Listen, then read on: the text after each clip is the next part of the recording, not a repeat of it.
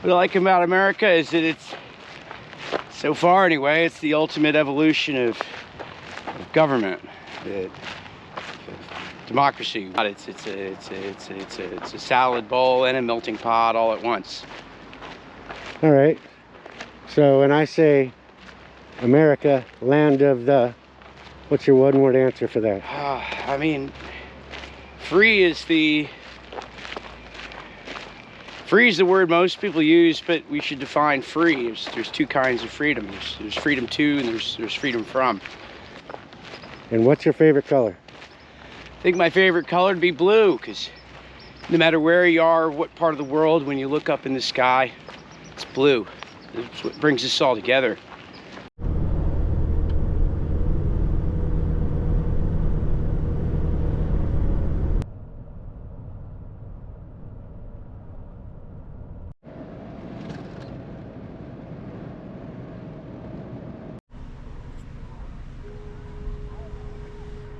What do you think is the best thing about America? Oh, a basic America. Yeah. Freedom, yeah. Yeah. Yeah. Yeah, freedom. What Freedom don't of you speech. like about America?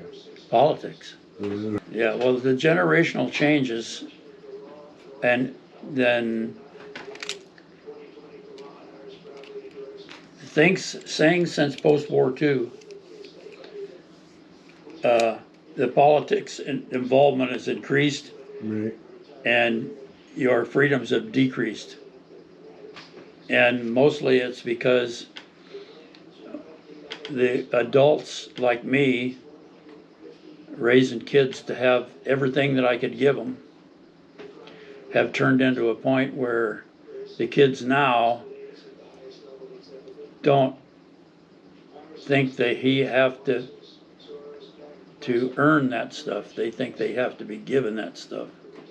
That's from an 84-year-old, folks. You're driving into a pretty political environment right now because of the election. Yeah. So yeah. you're going to get a lot of that.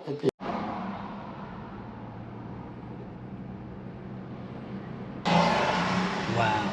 We're going to the train station. Off to the train. Off to the train station. Brian Hornbeck, boom, on the road. If you could change one thing about America, what would it be? If I could change one thing about America, what would it be? Probably, I think if I could change one thing about America, I would say I wish we formed under different circumstances. Because I think, it didn't go dark, did it? It's cool. Okay, I think the violent history of the slave trade all across the world made for a really awful formation of this country. So I think if I could change anything, I would find a way to get rid of that past. That's something that we don't always address, and it's a terrible way to start a country. So I think that would be it. That's the past. If I could change one thing right now, definitely want to wipe away the division, I think, that we feel so deeply. There you go. Those are a couple things I would change. Yeah. Yeah, and lower housing prices. I mean, come on, especially in Los Angeles, California. Right. San Francisco, California, New York, it's ridiculous. Are you living your dream? Oh, I live in my dream. You know, I think I'm actually living my dream. It doesn't mean I'm executing it perfectly, and there's definitely been some missteps. And if I could go back, I would do a lot of things differently, but I am. I'm trying to live it to the best of my abilities. Yeah. Yeah. All right, last question. Last question. What's your favorite color? Favorite color is green. Always been green.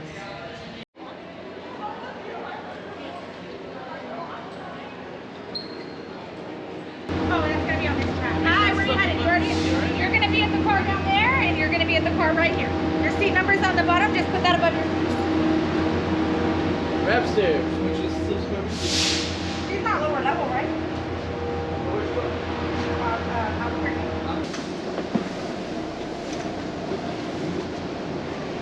Hello.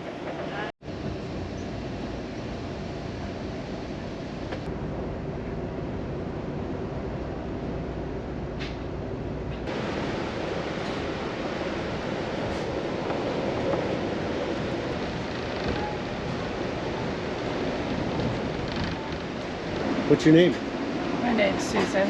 And you're from? I live in New Mexico now. I grew up on the East Coast, though. What would you change about America if you could? What would I change? I guess if I could, to make it fewer disparities, because there's so much poverty in some places and other people have so much. So if something could be done about that, but I don't let it happen. Right. Finish this statement. America, land of the...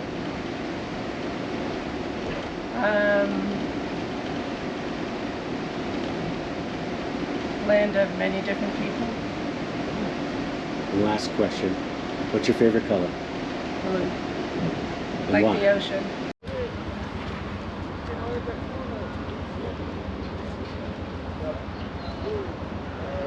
So tell me a little about yourself.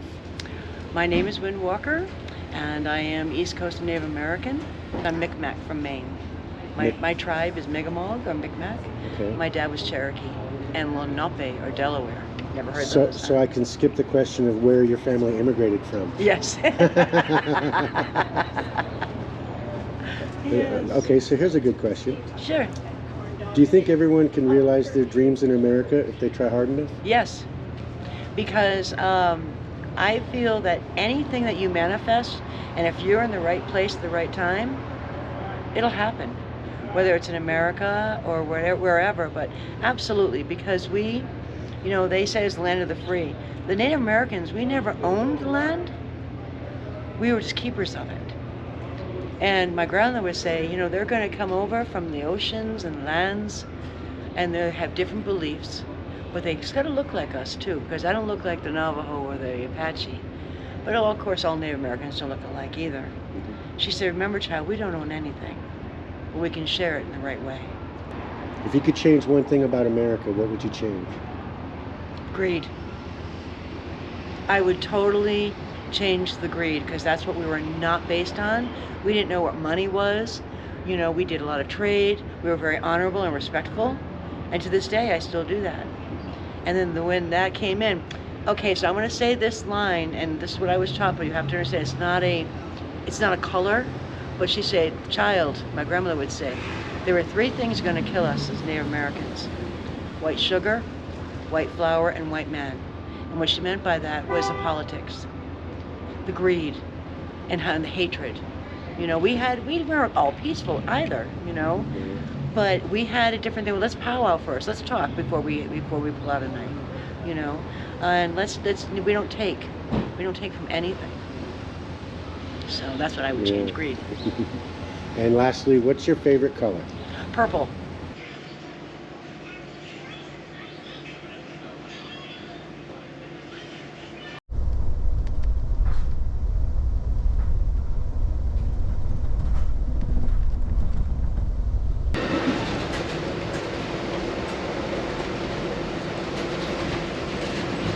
What's your name? Arlene. Arlene? Yes. Can I ask you a question about America? I love America. And I'm the second generation American. I've never owned slaves. My family never owned slaves. And I love America. And I want Donald J. Trump to be my president. Thank you. There you go. Right on. You heard it? America great. Make Again. America great. If not him, China will own us. Danish, Irish, German, a little wee bit of Scotch. My dad. What were you saying about you love America? I love America. You love all the states? Every state is beautiful. Every state has something to offer. And quit murdering California. That's where I was born. And I'll say it again. Donald J. Trump. Make America great again. What would you change in America if you could change anything? Get rid of the Democrats and make affordable food. Working people will work. Get rid of people that don't belong here. If you're not a citizen, get the fuck out. Sorry. It's okay. It's all right. And everyone's got an opinion. my father was 4 years old when he came to America. His parents never got a It's cell still going. phone, food stamps, or anything. And they worked hard, and my grandmother escaped Germany Nazi, I just want to make sure I'm before I and I'm done. she didn't get anything, but she made us great.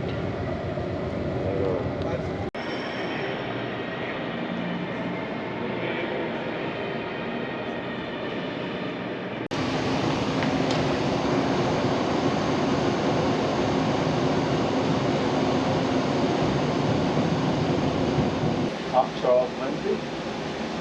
What is it about America that you like? Oh, what's not to like? That you got all different kinds of people, different kinds of terrain, and cultures. I mean, I don't like the political system right now, but I wish they had a third party. Yeah. But right now, what's not to like? Yeah. If you could live anywhere in America, where would it be?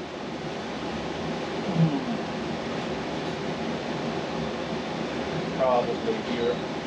Kansas City. Yeah. All right, last question. What's your favorite color? Probably blue. Blue. All right.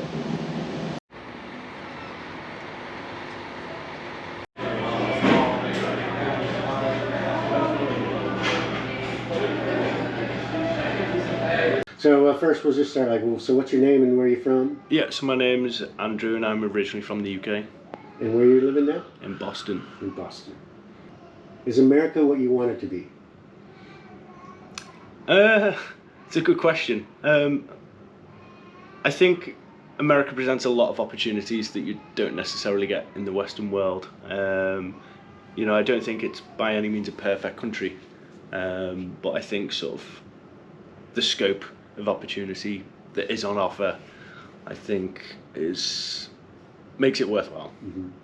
Just before we turned the camera on, you said you were talking about wealth disparity because I live in San Francisco, and you're living in Boston, and you visited a lot of towns around the country. So, why don't you talk about that Sure. for a second? Yeah. So you know, sort of the thing I found with San Francisco is you're right in the central business district. You know, you're in the center of the downtown, and there's just a ton of homeless people.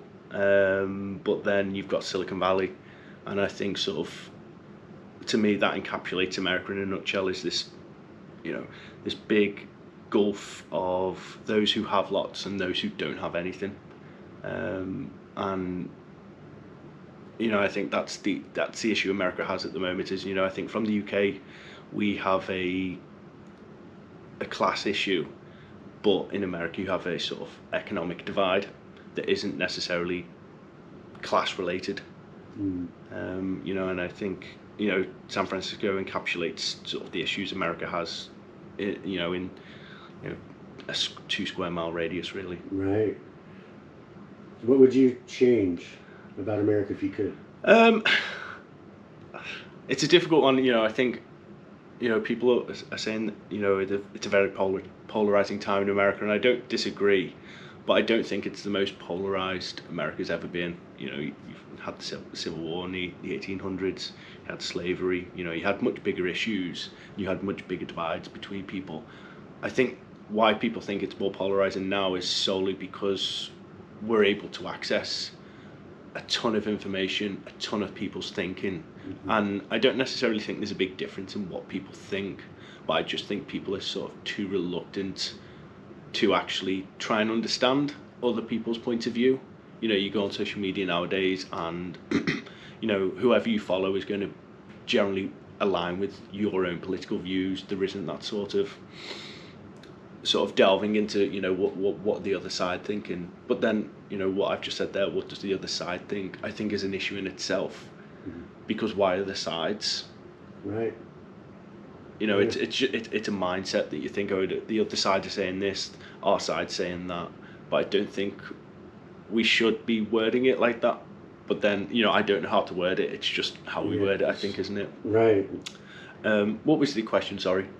That was, what would you change about America? I think coming from a sort of part of the world where we have strong social welfare programs and strong safety nets for those that do get left behind, or those who fall into hard times through no fault of their own.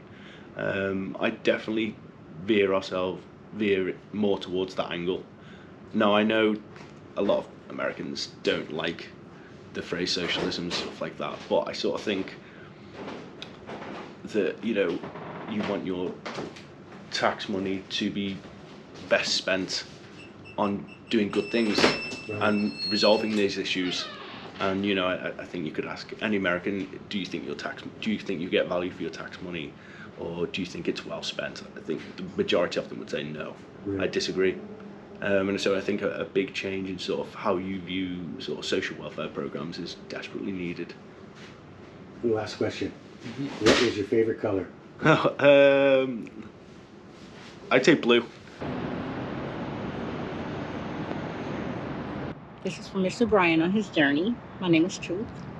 I'm going to speak a poem for him. It's one of my favorites. When I look into your angelic face, your loving heart, your warm soul, and your giving spirit, I envision royal blue skies, embedded in pearly white clouds, encircled by traces of golden streets and silver liners. I envision a sun that rises and sets in the midst of God's most heavenly abyss, and the color that dances across the diffusion, wrapped in your love. I never knew a love so true until the day that we met, nor felt a softer touch, nor yet smelled a sweeter fragrance that smells of a freshly blossomed rose on a warm spring sunny day. These thoughts will ever review thy sweet, oh how I'm so swept away. Wrapped in your love is where I long to be, locked securely in the warmth of your embrace for all eternity. Take my hand, thy sweet, and as two adoring swans shall we swim God's most immaculate seas, under a crescent-shaped, moonlit, star-filled sky, together, hand in hand, in love eternal, just you and I, wrapped in your love. Written by God's most, and spoken by God's most unfailing truth, aka Anisha is no longer a slave. Oh, thank you so much.